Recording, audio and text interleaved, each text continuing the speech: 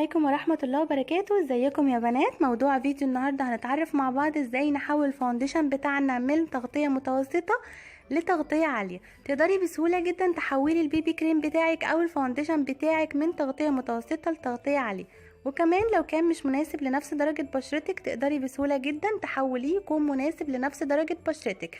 وطبعا زي ما انتم عارفين ما ينفعش ان انا احول العبوة بتاعتي كلها تكون تغطية عالية، علشان لو انا حولتها كلها لتغطية عالية طبعا ما ينفعش ان انا استخدمها كاستخدام يومي، لان زي ما انتم عارفين ان الفاونديشن الفول كفر الاستخدام اليومي بيرهق البشرة جدا جدا، وطبعا بيوسع مسام البشرة. لما تيجي تجربي هتجربي على كمية بسيطة جدا او هتجربي على اللي انتي المفروض هتستخدميها في المناسبة بتاعتك. وخلينا نشوف مع بعض الخطوات عملنا ايه في الفيديو. اتمنى ان الفيديو عجبكم، ولو عجبكم الفيديو ما تنسوش تعملوا لايكس وشير وسبسكرايب. وخلينا نشوف مع بعض الخطوات.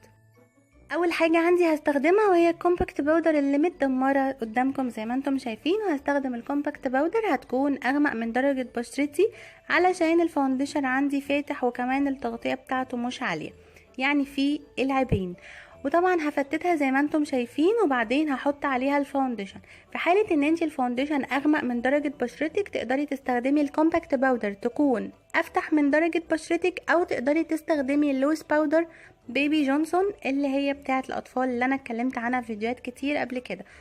ولو الفاونديشن افتح من درجة بشرتك هتطبقي اللي انا بعمله بالظبط. لو الفاونديشن طبعا كويس ومناسب، عايزه الفول كفر تقدري تظبطي الكفر اللي انت عايزه توصلي له بالكومباكت باودر وبالفاونديشن. بس لو هو مناسب لنفس درجه بشرتك هتقدري تستخدمي الاتنين، هيكونوا نفس درجه بشرتك علشان تقدري تظبطيه بالظبط.